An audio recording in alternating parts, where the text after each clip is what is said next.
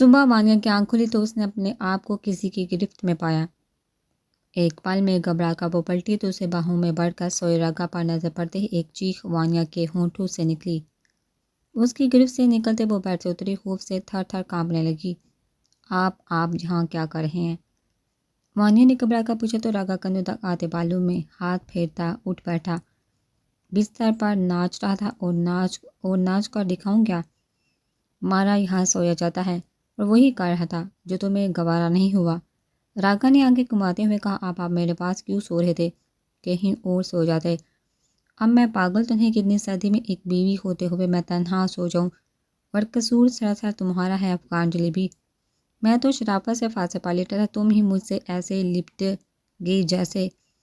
راگا جو شرارت سے کہتا اسے تنگ آ رہا تھا، اسے پھوٹ پھوٹ کر روتے ہوئے دیکھا تو اٹھ کے پاس آئے۔ کیا ہو گیا؟ راگا نے اس کا گال تھام کر بہت نرمی سے پوچھا۔ پلیز مجھے یہاں نہیں رہنا، میں اور آپ ایک نہیں ہو سکتے، پلیز مجھے طلاق دے کر یہاں سے جانے۔ ابھی وانیا کے الفاظ اس کے منہ میں ہی تھے جب راگا کا اس کے گال پر موجود ہاتھ گردن کے پیچھے گیا اور اس نے سختی سے اسے اپنے بہت قریب کیا، اتنا کہ بولتے ہوئے بھی راگا کے ہونٹ اس کے ہونٹوں کو چھو رہے تھے۔ یہ لفظ کبھی غلطی سے بھی تمہاری زبان پر نہیں آنا چاہیے۔ تم جاننا نہیں چاہو گے کہ راگا کو دہشت کیوں کہا جاتا ہے۔ راگا کی آنکھوں میں خون اترتا دیکھ وانیا کام کر رہی، میں نہیں مانتی اس رشتے کو۔ ہمت کر کے وانیا نے روتے ہوئے کہا، مانو یا نہ مانو سچ یہی ہے کہ وانیا اماد بنگش کہ تم میری ملکیت ہو۔ تم کوئی بھی راستہ اپنا لو، تمہاری ہر منزل مجھ پر ہی ختم ہوگی، کیونکہ ایک دوسرے کا ہونا ہی ہماری منزل عشق ہے۔ اتنا کہہ کر راگا نے اسے جھٹکے سے چھوڑ دیا اور پاس پڑے لکڑی کے صندوق سے اپنے کپڑے نکالنے لگا۔ دروازہ کھٹکنے کی آواز پر راگا نے دروازہ کھولا تو سامنے ناشتہ لیے کھڑی مرجان کو دیکھا۔ لالا ناشتہ؟ مرجان نے ڈرتے ڈرتے کہا تو راگا نے بیٹھ کے جانب اشارہ کیا۔ کل سے تم ناشتہ نہیں لاؤ گی مرجان، اب میرا بیوی ہے وہ خود بنائے گا، اور ساتھ ہی ساتھ اسے ہر کام سمجھا دینا۔ اب کمرے میں بند رہنے کی بجائے اسے میرا ہر کام سنبھالنا ہے۔ راگا کی بات سن کر وانیا نے حیرت سے اس شخص کو دیکھا۔ آپ مجھے باہر جانے کی اجازت دے رہے ہیں؟ بالکل، راگا نے عام سے انداز میں کہا۔ آپ کو ڈر نہیں لگتا کہ میں بھاگ جاؤں گی؟ وانیا کی معصومیت پر راگا کا خالے کا ہنس دیا اور مرجان کا دل کیا کہ اپنا ماتھا پیٹ لے۔ کہا نا کہ اب تمہارا ہر راستہ صرف مجھ تک آتا ہے تو مجھ سے دور جاؤ گی کہاں؟ راگا نے کانک دبا کر کہا اور پھر اپنے کپڑے لے کر کمرے سے نکل گیا۔ وانیا نے نگاہیں اٹھا کر مرجان کو دیکھا، اس کے سامنے ناشتہ رکھ رہی تھی بھی اس کی نظر مرجان کے گال پر موجود انگلی کے نشان پر پڑی تو اس کی پلکیں پھر سے بھیگی۔ آئی ایم سوری مرجان، مجھے معاف کر دو، میری وجہ سے تمہارے شوہر نے تمہیں مارا۔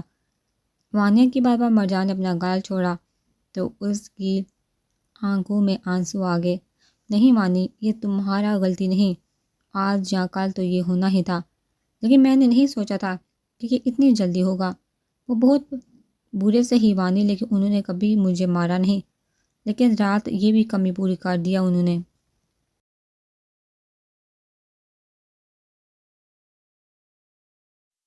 مرجان نے نم آنکھوں سے کہا تو وانیا خود میں ہی سمٹ کر مزید رونے لگی۔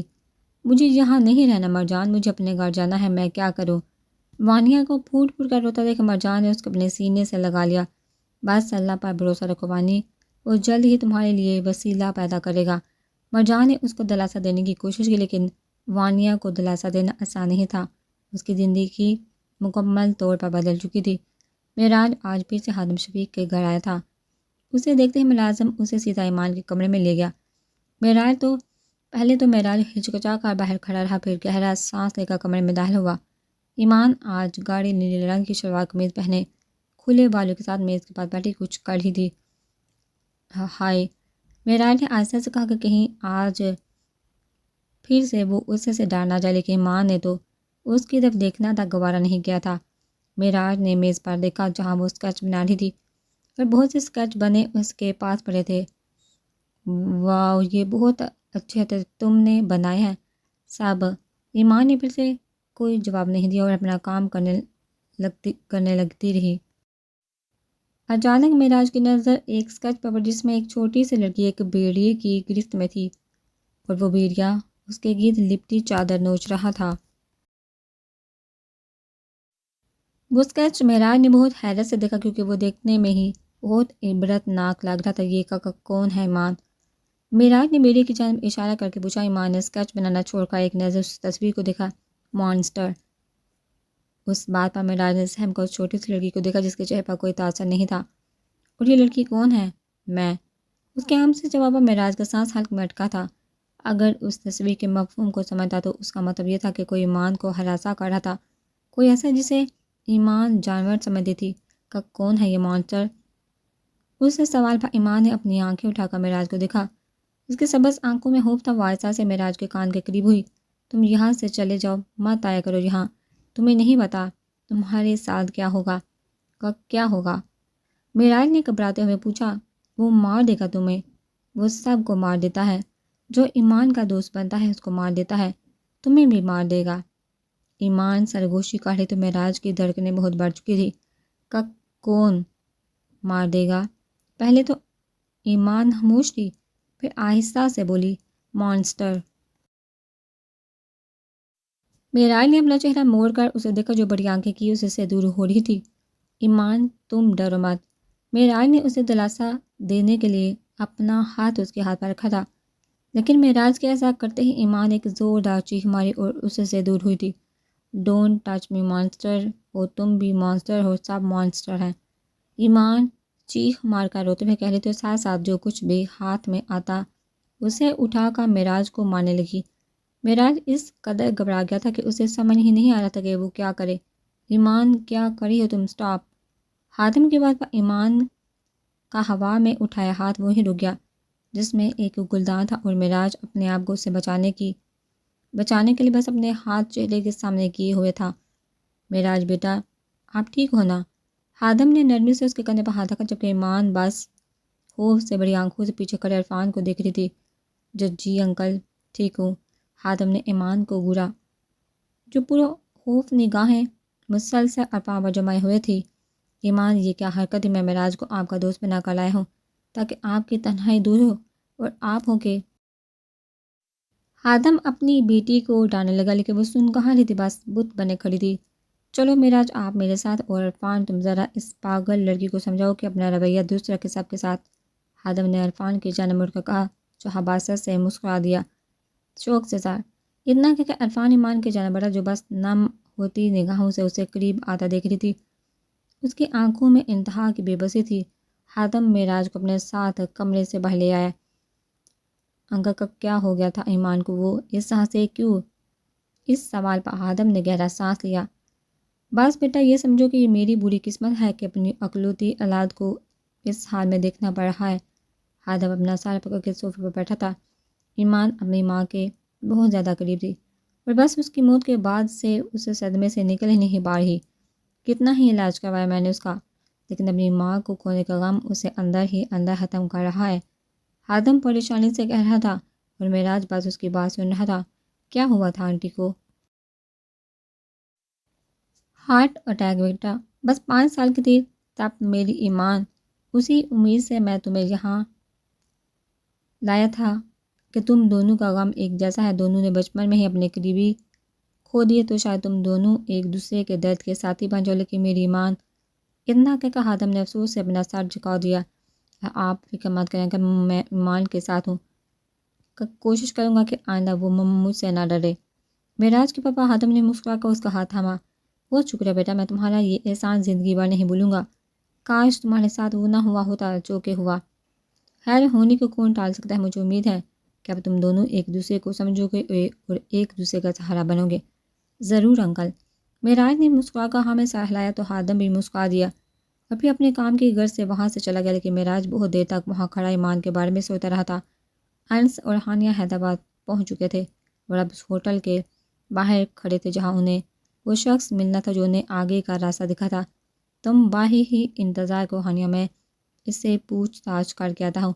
ہرگز نہیں، میں بھی آپ کے ساتھ چل رہی ہوں۔ بات ختم۔ ہانیہ نے دو ٹوک انداز میں کہا۔ ہانیہ جگہ شریف لوگوں کے جانے کے قابل نہیں، اس لیے بہتر ہے کہ تم باہر رکو۔ انس میں پلیز ہانیہ ایک بار میری بات مان لو۔ انس کے بار پر ہانیہ خاموشی سے اپنے سینے پر ہاتھ باندھ کر بیٹھ کے، جبکہ انس اس کی بینچی ہوئی مٹھیوں کو دیکھ سکتا تھا۔ وہ ٹیکسی سے نکل کر اس ہوٹل میں آیا جو شروعات سے تو ہوٹل تھا، لیکن تیسرے فلور پر ایک کلب تھا جس میں عیاش اور بہت سے برے لوگوں کا آنا جانا لگا رہتا تھا۔ توقع کے عین مطابق انس کو اپنا دوست بشیر وہیں ملا تھا۔ ارے کیا بات ہے، آج ہمارے غریب بہانے میں عظیم ہنسی آئی ہے۔ بشیر کی بات پر انس مسکرا دی، اس کے اشارہ کرنے پر اس کے ساتھ ایک میز کے پاس پڑی کرسی پر بیٹھ گیا۔ ضروری کام تھا بشیر، عشق سے بارے میں معلومات چاہیے تھی تم سے۔ حکم کرو یار، نہ بھی جانتا ہوا اسے تو کہیں سے ڈھونڈ لوں گا تیرے لیے۔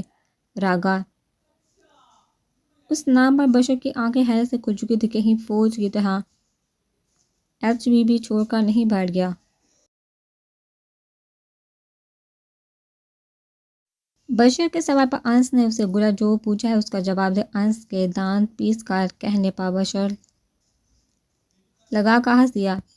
آئی بی کے سب انسپکٹر انس راجپوت، شاید آپ بھول رہے ہیں کہ آپ کا مشن سکندر دا گرین آئی مانسٹر کو پکڑنا ہے۔ آپ یہ راگا کے پیچھے کہاں سے پڑ گئے؟ وہ فوج کے حصے میں آتا ہے۔ جانتا ہوں کہ میں کون ہوں اور میرا کیا فرض ہے۔ تجھے مجھے بتانے کی ضرورت نہیں سکندر، آج کیا کل میری گرفت میں ہوگا۔ تم اس کی فکر مت کرو، مجھے راگا کا پتہ بتاؤ۔ اس کی بات پر بشیر کچھ دیر سوچ میں ڈوب گیا۔ راگا کون ہے یہ تو اس کے پکڑے جانے کے بعد سے ہر کوئی جانتا ہے۔ اس کا چہرہ بھی منظر عام پر آ چکا ہے، لیکن وہ کہاں رہتا ہے یہ صرف اس کے قریبی ساتھی جانتے ہیں۔ میں تو تمہیں اس حوالے سے کوئی ہنٹ بھی نہیں دے سکتا۔ البتہ ایسے شخص کا ضرور بتا سکتا ہوں جو شاید اس کا ٹھکانہ جانتا ہو۔ کون ہے وہ؟ انس نے بے تابی سے پوچھا۔ اس کے لیے ایک اشارہ ہی کافی تھا۔ وہ سامنے بیٹھا ہے، اس وقت جاؤ اور پوچھ لو، لیکن بہت الٹی کھوپڑی کا بندہ ہے۔ انس نے اس 40 سال آدمی کو دیکھا جو ایک میز کے پاس بیٹھا خود جو شراب میں غرق کر رہا تھا۔ ویسے وہ لڑکی جو 15 منٹ سے ہمیں وہاں کھڑی ہو کر دیکھ رہی ہے تمہارے ساتھ ہے کیا؟ بشیر کی بات پر انس نے فوراً پلٹ کر ہانیہ کو دیکھا جو ایک ہڈی پہنے کونے میں کھڑی ان دونوں کو دیکھ رہی تھی۔ کبھی نہیں سنتی یہ لڑکی۔ انہیں فوراً اپنی جگہ سے اٹھ کر اس کے پاس آیا۔ بولا تھا نا کہ اندر مت آنا، تو کیوں آئی؟ کچھ پتہ چلا؟ ہانیہ نے اس کے سوال کو نظر انداز کرتے ہوئے اپنا سوال پوچھا۔ وہ سامنے ہی بیٹھا شخص شاید کچھ بتا دے ہمیں اس کے بارے میں۔ تو جائیے جا کر پوچھیے اس سے، میرے پاس کھڑے ہو کر وقت ضائع کر رہے ہیں۔ اس نے اس سے گلا جیسے کہ اسے کہنا چاہ رہا ہو کہ تمہیں تو بعد میں دیکھوں گا۔ پھر اس شخص کے پاس آئے اور ساتھ موجود کرسی پر بیٹھ گیا۔ سنو، آدمی نے شراب کا گلاس ہونٹوں سے لگاتے ہوئے کہا، راگا کے بارے میں جانتے ہو؟ اس سے سوال پر اس شخص کے ہونٹ پر طنزیہ مسکان آئی۔ جانتا بھی تو تمہیں نہیں بتاتا، یہ دیکھنے کے بعد بھی نہیں۔ انس نے اپنا سب انسپکٹر کا کارڈ اس کے سامنے کیا۔ ہاں ہاں ہاں، وہ دیکھے، تجھے جیسے پولیس والے جا نہیں بتاتا، تجھے کچھ بھی کر لے جو کر سکتا ہے۔ اس کی بہادری پر انس نے اسے ابرو اچکا کر دیکھا۔ پھر میں یہ کہوں گا کہ قیمت بولو اپنی۔ قیمت نہیں، مجھے کچھ بھی نہیں بتانا، پھر چاہے کچھ بھی کر لے۔ اس کا دل کیا کہ اس کی ہڈی پسلی توڑ کر اسے پوری بات معلوم کروا لے، لیکن اتنے لوگوں کے درمیان تماشا نہیں کرنا چاہتا تھا، اس لیے اس نے سوچا کہ اس شخص کے یہاں سے نکلنے کے بعد ہی دیکھے گا۔ کیا کہا اس نے؟ انس ہانیہ کے پاس آیا تو ہانیہ نے بے چینی سے سوال کیا۔ کچھ نہیں بتایا؟ ایسے کیسے کچھ نہیں بتایا؟ اس سے پہلے کہ انس اسے روکتا، ہانیہ اپنا ہاتھ چھڑوا کر اس شخص کے پاس آ کر کھڑی۔ راگا کہاں ملے گا؟ ہانیہ کا لہجہ دھمکی آمیز تھا۔ ہائے جانب، پیار کر کے پوچھو تو کچھ بھی بتا دو، راگا کیا چیز ہے؟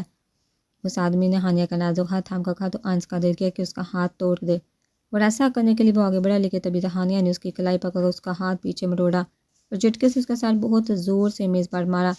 دوسرے ہاتھ سے اس نے شیشے کی بوتل اٹھا کر توڑی اور اس شخص کی گردن کے پاس رکھ دی۔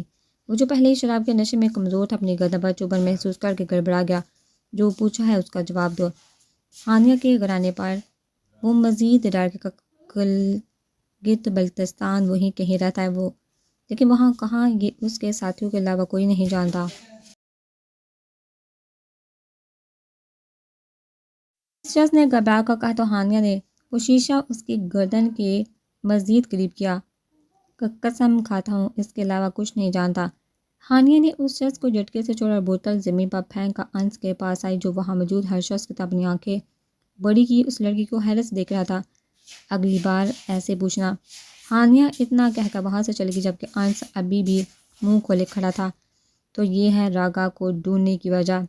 واہ، عاشق غالب نے صحیح کہا تھا۔ عاشق نے نغمہ کر دیا، ورنہ آدمی بھی کام کا تھا۔ بشیر نے انس کے پاس آ کر ہنستے ہوئے کہا تو انس میں مسکرا دیا، پٹاہا گڈی۔ انس نے ہنستے ہوئے کہا اس کے پیچھے چل دیا۔ سر خادم شفیق صاحب ملنے آئے ہیں آپ سے۔ سالار جو آفس میں بیٹھا بنا کام کر رہا تھا ملازم کی بات پر حیران ہوا۔ بیجو نے اندر۔ ملازم اسباب میں سر ہلا کر چلا گیا۔ تھوڑی دیر بعد ہی خادم شفیق کے ساتھ کمرے میں داخل ہوا۔ السلام علیکم۔ وعلیکم السلام، بیٹھیے، سالار نے سنجیدگی سے کہتے ہوئے سامنے موجود کرسی کی جانب اشارہ کیا۔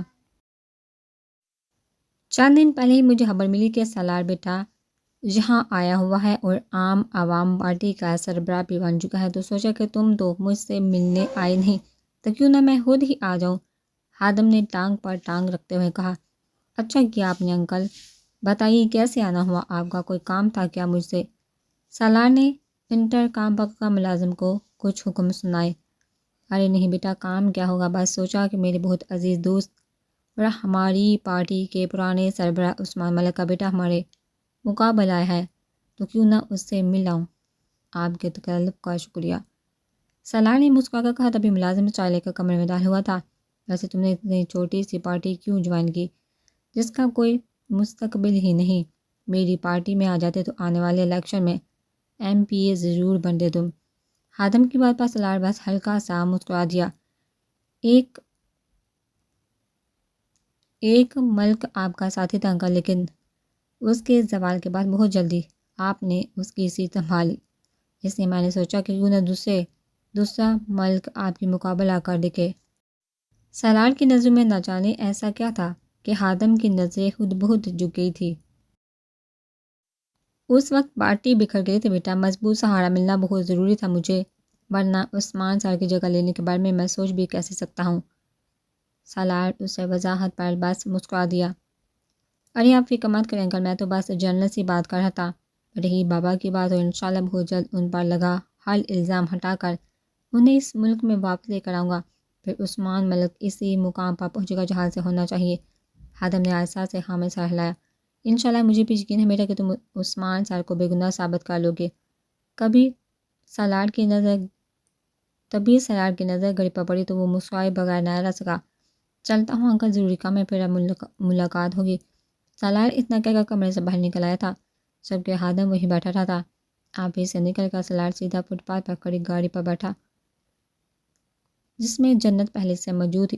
کب سے ویٹ کر رہے ہیں میں اور جمال بھائی آپ کا، اب جلدی سے گھر چلیے، مجھے سونو کو بہت سا پیار کرنا ہے۔ سونو نام بھی رکھ لیا تم نے اس کتے کا؟ سالار نے ہلکا سا ہنستے ہوئے پوچھا۔ کل ہی رکھ لیا تھا، بس اب جلدی سے چلیے ورنہ ناراض ہو جاؤں گی آپ سے۔ جنت نے منہ پھلا کر کہا۔ اس کا پھولا منہ دیکھ کر سالار نے فوراً جمال کو چلنے کا اشارہ کیا۔ ویسے میری پرنسپل مجھے آپ کے ساتھ بیچ کر دیا، کل بھی بھیج دیا تھا اور آج بھی جب جمال بھائی نے آپ کا نام لیا تو پھر بھیج دیا۔ جنت حیرت سے پوچھ رہی تھی۔ یہ راز ہے بیبی گرل، مستقبل میں بتاؤں گا جب تم بہت سے دوسرے رازوں کو جھیلنے کے قابل ہو جاؤ گی۔ سالار نے مسکرا کر کہا۔ جنت جو اس کے خوبرو چہرے میں کھو چکی تھی گھبرا کر باہر دیکھنے لگی۔